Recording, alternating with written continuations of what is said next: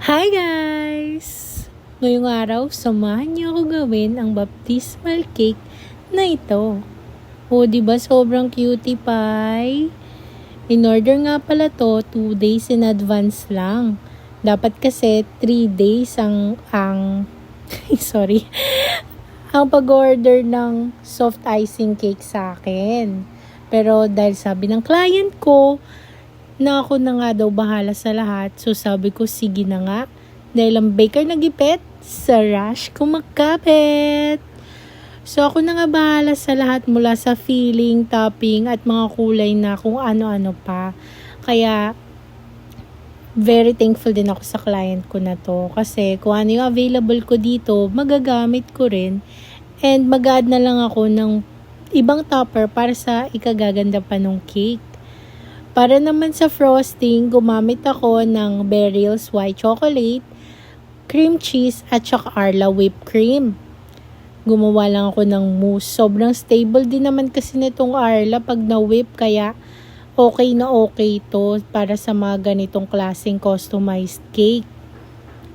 And aside from that, masarap pa. Ayan, nagtusok na rin ako dito ng dowel para naman hindi umalog-alog yung cake natin kasi crumbly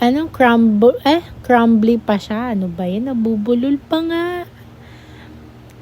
Ngayon guys, ichichika ko lang pala sa inyo ng very very light kung bakit matagal mag-order ng customized cake. Yung merong pre-order kumbaga. Sa akin kasi, 7 days yung mga fondant cake. And mas matagal pa, mga 2 weeks ahead kapag naman full fondant toppers.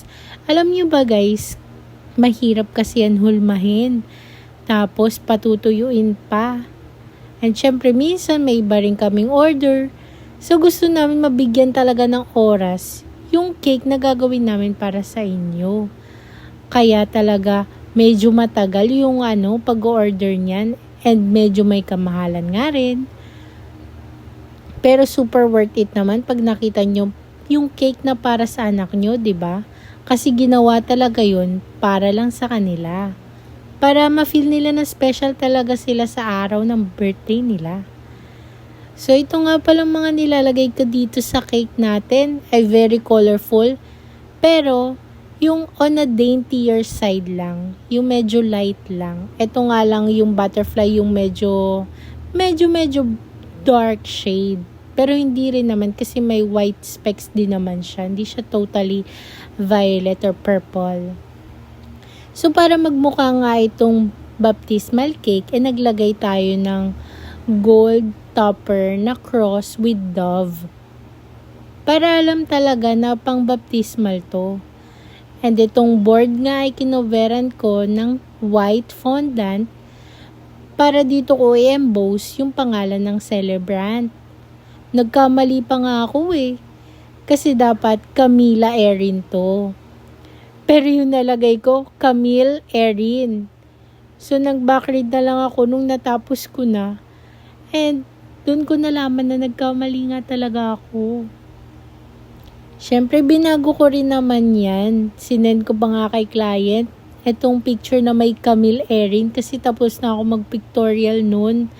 Tapos sabi niya, baka daw nalito ako sa pangalan nila ng baby niya. And yun nga talaga yung nangyari, nalito talaga ako. Kasi name kasi ng mommy is Camille and yung name naman ni baby is Camila. Pero syempre, kailangan kong baguhin yun kahit tapos na talaga ako sa lahat-lahat. Anong oras na nga ako nito, pero binago ko pa rin. Di naman kasi tayo pwedeng magpasa ng mali, 'di ba? Kasi binayaran nila to. And thankful din ako sa client kasi wala naman silang angal sa lahat-lahat na ginawa kong pagde-design dito sa cake ng baby. So, ayun lang guys. Ano sa palagay nyo? Kung kayo ba? Okay ba yung ganitong design? Naglagay pa nga ako dito ng mga gold raggies kasi ayoko nga maging boring talaga yung cake. Gusto ko parang maiba naman may mga accent yung baptismal cake. And here's our finished product. Ano sa palagay nyo? Okay ba?